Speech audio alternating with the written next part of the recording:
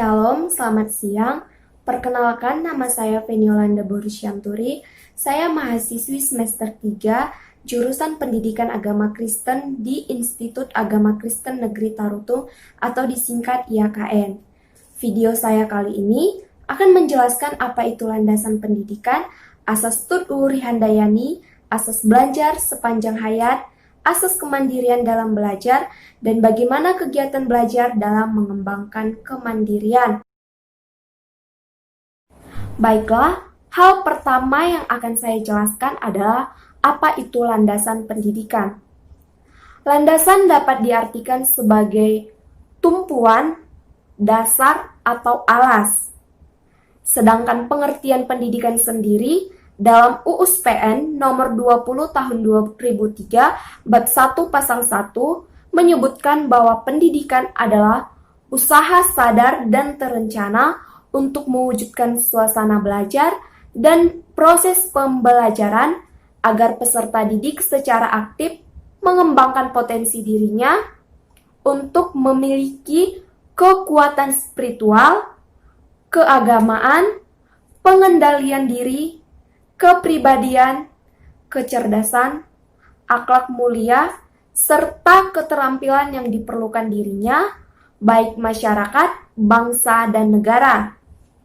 Jadi, landasan pendidikan dapat diartikan sebagai dasar atau fondasi dalam kegiatan pembelajaran peserta didik untuk mengenal dirinya sendiri bahwa dia memiliki potensi dalam dirinya dan untuk memiliki akhlak mulia, serta terbiasa berperilaku dengan sifat terpuji.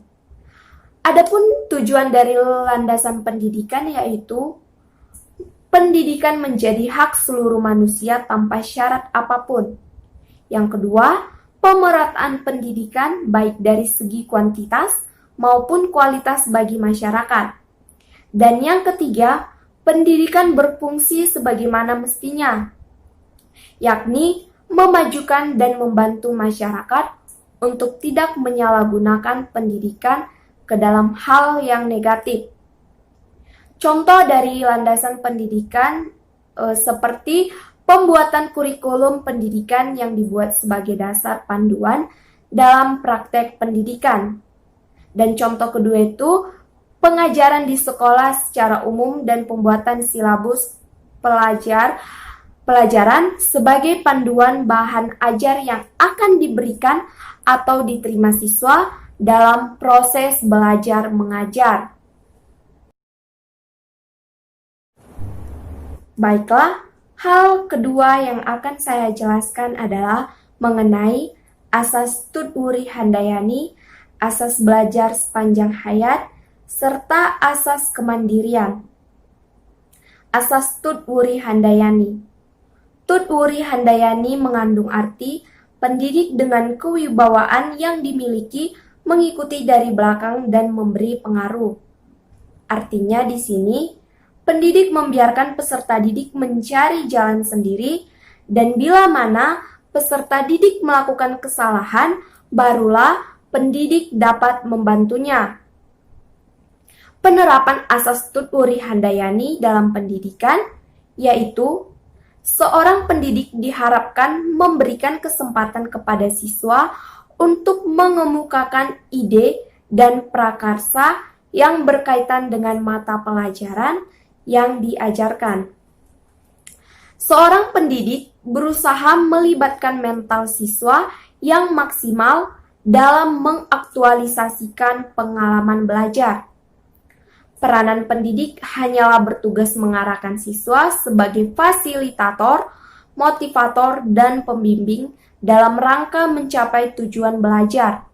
Dan dalam proses belajar mengajar dilakukan secara bebas tetapi terkendali.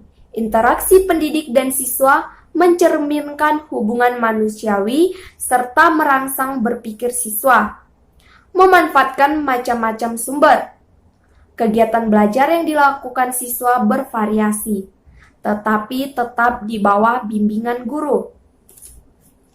Yang kedua, asas pendidikan sepanjang hayat.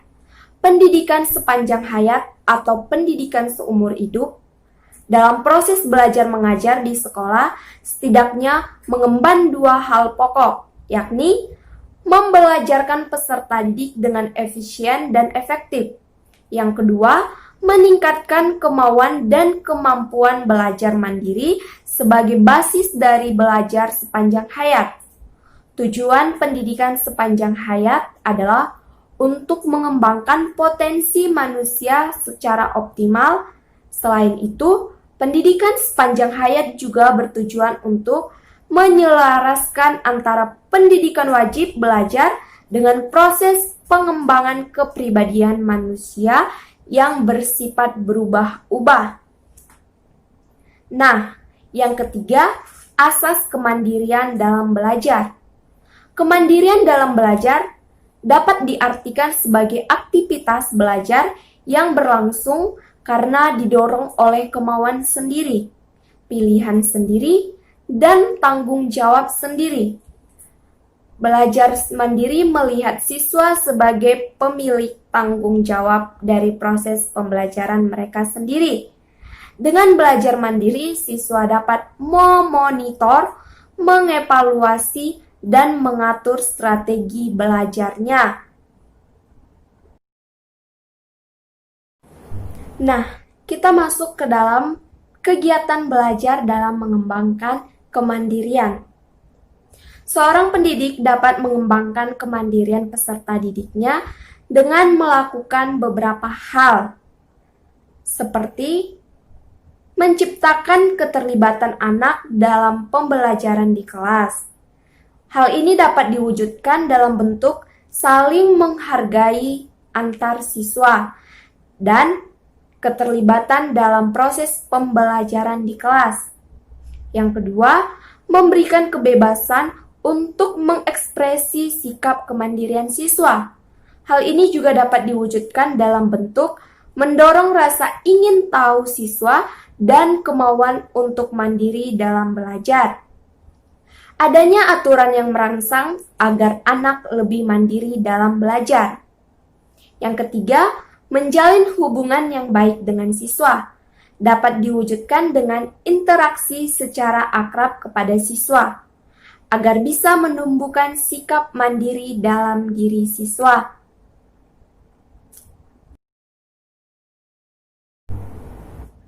Sekian video dari saya ucapkan terima kasih. Tuhan Yesus memberkati. Shalom.